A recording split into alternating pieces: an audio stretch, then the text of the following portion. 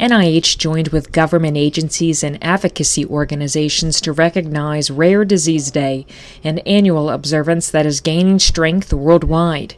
The event is co-sponsored by the Office of Rare Diseases Research, part of the National Center for Advancing Translational Sciences, and the Clinical Center.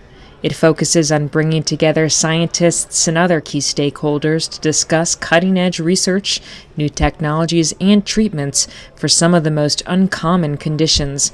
Dr. Stephen Groft, director of the Office of Rare Diseases Research at NIH. With rare diseases, we find that you need multiple partners to have a successful approach to the development of any interventions. And in this, the approach that we're talking about will include participation by the research community.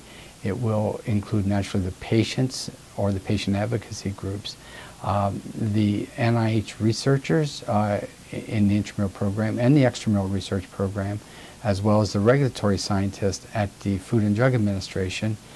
And lastly, the major partner is the pharmaceutical industry, who we hope then will produce the products that come out of the research that is being conducted and supported by the National Institutes of Health. As an annual event, Rare Disease Day has only been around for 5 years. It was first observed in Europe in 2008, but hosting an event at the Clinical Center was a natural fit for NIH, which focuses on a variety of different types of research, including rare and undiagnosed diseases. It raises a great deal of curiosity about what is causing this disease, what is the basic mechanism.